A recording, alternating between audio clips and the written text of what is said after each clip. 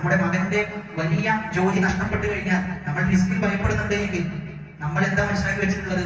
യഥാർത്ഥ റാസിഖ് അല്ലാഹു അല്ല എന്നതാണ് നമ്മുടെ മനസ്സിലുള്ളത്. റിസ്കിന്റെ വിഷയത്തിൽ ഒരിക്കലും നമ്മൾ എന്ത് ആവശ്യമില്ല, ഭയപ്പെടേണ്ട യാതൊരു ആവശ്യവും ഇല്ല എന്നാണ് പ്രവാചകന്റെ വചനങ്ങളും ആയത്തുകളും എടുത്തു നോക്കുമ്പോൾ നമുക്ക് വളരെ കൃത്യമായി മനസ്സിലാക്കുന്നത്. എന്നാൽ ഇന്ന് ഏറ്റവും കൂടുതൽ മനുഷ്യൻ ടെൻഷൻ അടിക്കുന്നത് റിസ്കിന്റെ വിഷയത്തിലാണ്. ഈ മനുഷ്യനെ ഏറ്റവും ഡിപ്രഷനിലേക്ക് എത്തിക്കുന്ന, വിഷമത്തിലേക്ക് എത്തിക്കുന്ന പ്രധാനപ്പെട്ട ഘടകം അവന്റെ റിസ്കിനെ കുറിച്ച് ഓർത്തുള്ള ചിന്തകളാണ്.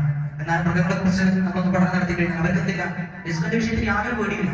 അവിടെയാണ് റസൂലുള്ളാഹി സ്വല്ലല്ലാഹു അലൈഹി വസല്ലം പറയുന്നത്, ലൗ അന്നകും തതവക്കലൂന അലല്ലാഹി ഹഖ്ഖ തവക്കുലിഹി, അല്ലാഹുവിനെ തവക്കുൽ ചെയ്യേണ്ട വിധം നിങ്ങൾ തവക്കുൽ ചെയ്താൽ ലറുസിഖ്തും കമാ യർസുഖു ത്വയ്ർ, നിങ്ങൾക്ക് റിസ്ക് നൽകപ്പെടും. എങ്ങനെ?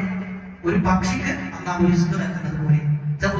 തബ്ദു ഖിമാസൻ, പക്ഷി രാവിലെ പോകും ഇങ്ങനെ ഒട്ടിയ വയറുമായിട്ട്, വതറൂഹു ബിതാന, എന്നിട്ട് രാത്രി തിരിച്ചു വരുന്നത് വയറൊക്കെ നിറഞ്ഞ രീതിയിലാണ് രാത്രി തിരിച്ചു വരാൻ. അപ്പൊ ആ പക്ഷിക്ക് എങ്ങനെയാണോ റിസ്ക് കൊടുക്കുന്നത് അങ്ങനെ നിങ്ങൾക്ക് റിസ്ക് തരും. പക്ഷെ നിങ്ങൾ എന്ത് ചെയ്യണം? ആ രൂപത്തിൽ അല്ലാഹുവിനെ തവക്കുൽ ചെയ്യണം. അപ്പൊ നമ്മുടെ റാസിഖ് അല്ലാഹു ആണ് എന്ന പൂർണ്ണമായ വിശ്വാസം നമുക്കുണ്ടാകണം. എനിക്ക് റിസ്ക് നൽകുന്നവൻ അല്ലാഹു ആണ് എന്ന പൂർണ്ണ ബോധ്യം ഉണ്ടാകണം. നമ്മുടെ മകന്റെ വലിയ ജോലി നഷ്ടപ്പെട്ടു കഴിഞ്ഞാൽ നമ്മൾ റിസ്കിൽ ഭയപ്പെടുന്നുണ്ടെങ്കിൽ നമ്മൾ എന്താ മനസ്സിലാക്കി വെച്ചിട്ടുള്ളത്?